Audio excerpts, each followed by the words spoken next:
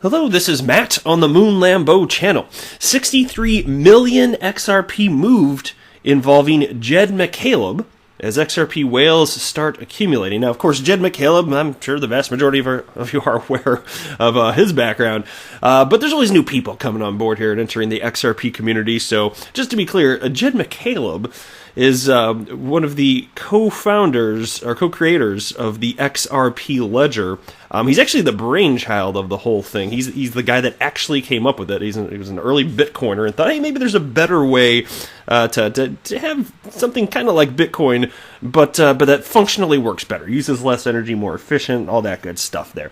And also, another thing that's discussed in this article is just the idea of institutional investors purchasing XRP. So I'm going to run through that. I've also got a couple tweets from the XRP community I want to share with you, and then I will wrap up the video with this piece from Bitcoinist.com titled, "Bitcoin Could Be a, quote, spaceship for Many Americans."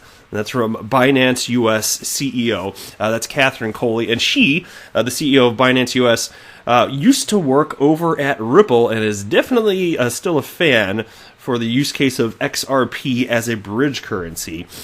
She was recently cited as stating that in an interview with Tony from Thinking Crypto on YouTube there. It was an interesting video. But anyway, before I go any further, if you would please delicately tap that like button. And also, I recommend that you treat yourself, girl, by subscribing to the Moon Lambeau channel. You deserve it. You're totally worth it. All right, let's go ahead and dig in here now.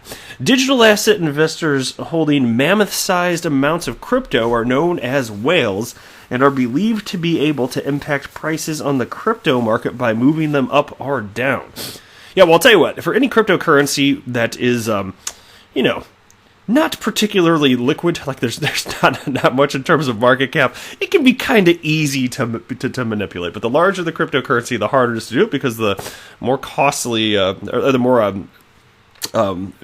more in terms of dollars, like the more crypto you'd have to actually influence. But anyway, data provided by Ledger.exposed says that the 0.01% of accounts holding 20.1 million XRP have been accumulating more of this asset.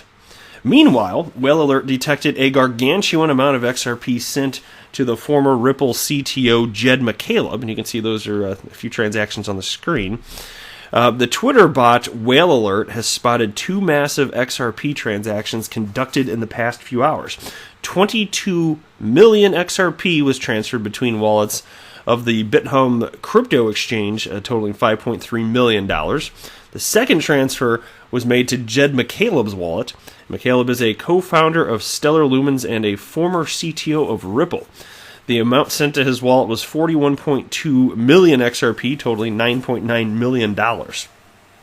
When such giant amounts of the third largest coin are sent to McCaleb's pocket, the community usually expects the price to dump shortly after. That is flatly false. And I do like this crypto outlet here, You Today, but they cite crap like that somewhat recently. The XRP community is wiser than that. They understand that this is not in any sort of trackable way, in any sort of meaningful way, actually negatively impacting the price of XRP. You'd have to be a fringe member of the XRP community to believe something like that. And I know that to be the case. The people that like to state stuff like that, it's really more so like Bitcoin maxis who just want to drive a negative narrative, basically. Anyway, previously it reported that a gigantic amount of XRP, 200 million, was sent between accounts of the largest over-the-counter crypto exchange in Asia, OTC BTC. And then here's a subheading. Take a look at this. Are XRP whales accumulating? Mark Phillips, a host of the Better PR Now podcast, has shared data from the XRP transfers tracking website Ledger.exposed. According to the data, the 0.01% of XRP accounts, which is the richest ones holding over 20 million XRP, have started accumulating more of this digital banking currency. And you can see there's the tweet indicating as much on the screen right there. Phillips believes that these are institutional investors purchasing large amounts of XRP. And I have no idea. I mean, that's purely speculative, and I'm not sure what would make Mark believe that. I don't know if he's right or wrong. I can't really speak to that. But interesting nonetheless. I certainly would like for that to be true, and I certainly do believe that institutional investors in mass are at some point are going to be getting into the crypto asset class, and I think that they will be a little bit more sophisticated in the way that they choose to purchase cryptocurrencies relative to the typical retail investor, which is just emotionally buying and selling over and over and over again. But, for those cryptocurrencies that have utility, absolutely. I think that there's going to be a lot of institutional money coming in. And that's why, I'll tell you what, the entire market cap for this asset class is a pittance of what it will be in the future. It's going to be much, much, much bigger. An XRP ledger developer at Wietse Wind has assumed that these could be just, quote, people moving their XRP from their own smaller accounts to the big exchange accounts. And so that's certainly possible as well. Because understand, with the big cryptocurrency exchange accounts, understand that those are actually shared. And so if you've ever wondered, why is it, given that XRP wallets have that 20 XRP reserve, why is it that if you're on your cryptocurrency exchange of choice, how are you able to remove the entire contents of your XRP wallet? Well, that's because it's a shared wallet, and that's the purpose of the destination tag, which indicates where your XRP is located within that shared wallet. And so yeah, that's a perfectly reasonable point that Wietse Wind is making there. And I don't know if there's anything to indicate that institutional money is flowing in, and that's why we're seeing this. If there is any evidence, I would like to see it, because that would be awesome. That would be completely awesome sauce. All right, next. Here's a tweet that I came across and wanted to share with you. It's from Anders Lundberg, who wrote the following. Why so few people find XRP? Mainstream thinks all crypto is scam. Same with mainstream finance people. The average person in crypto thinks XRP is a centralized scam. Yeah, well, I mean, I'd say the uneducated ones out there believe that, and even the educated ones, even if they don't believe that, will say that if they're maximalists of any other coin. So you do see that as well. And then you're right. So remember from The Big Short, which is a movie, and if you have not seen it, it is a very good movie. It's about the time leading up to the housing crisis in 2008, and the economy completely collapsed. Anyway, but he writes, remember from The Big Short, quote, I'm right and everyone else is wrong. The life of an XRP holder. I'll tell you, I like the quote in the movie, and I don't know if it's literally this, but it's something like, what was the guy's name? Michael Berry? I want to say that it was Michael Berry, because it's based on a true story here. And he was shorting the housing market. And he did this, and so much time passed, and it wasn't occurring, and people were getting skeptical of his position on this. And so he said, is something along the lines of, I may be early, but I'm not wrong. And I frequently think about, when I think about that, I think that's kind of what it's like with XRP. It may be early, but I'm not wrong. It's all unfolding here.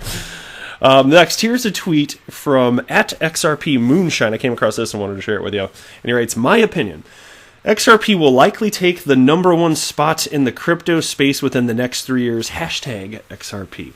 Well, I'll tell you what. I'm not going to put a timestamp on it, but yes, based on everything today and the fact that I believe utility actually matters, yes, I agree with this, and it's just a matter of time. But who knows? Who knows? Next, take a look at this. Bitcoin could be a spaceship for many Americans. Binance US CEO. Using NASDAQ as her platform, Binance.us founder and CEO Catherine Coley commented on the state of Bitcoin and cryptocurrency adoption in the United States. Coley points out that the United States had typically been viewed as a world leader in innovation and entrepreneurship. However, it is greatly lagging behind when it comes to cryptocurrency adoption.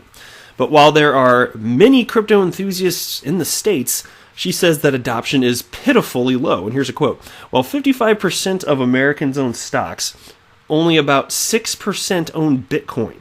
On top of that, an overwhelming number of Americans, 68%, say they do not own and do not plan to buy Bitcoin in the future. That's around 200 million people writing off Bitcoin before they've even given it a chance. Which is fascinating, because I'll tell you what, those numbers are going to change, because this asset class is not going away. Coley sees the reason for this as a huge misunderstanding gap that is fueled by the mass media. They create a narrative around cryptocurrencies that constantly link them with criminals or talk about their lack of intrinsic value. There is a great lack of decent educational material in crypto advocates. And then here's a quote. Too many Americans, Bitcoin could be a spaceship. Moreover, the media constantly evades the fact that people have paid for sketchy, illegal, and immoral products and services since the beginning of time, only they used cash. And here's another quote. We need more journalists inside and outside of crypto to recognize the value of crypto and look for ways to educate consumers without bias and with thorough research. And so, and then here's a little subheading. Bitcoin is where real money goes to die. Despite the fact that even Bloomberg recognized Bitcoin as the best performing asset of the decade, the narrative that Bitcoin is an investment where real money goes to die remains. This is largely fueled by long-term investors such as Warren Buffett and misinformed public figures at the highest level.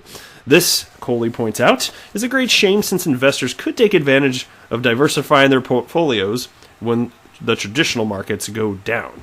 Unfortunately for Americans, she says, it isn't only cryptocurrency that many people are uninformed about. In fact, only 17% of Americans have a financial advisor. And here's another quote. Americans don't just have a crypto literacy problem, they have a financial literacy problem. Yeah, I'd say that's true.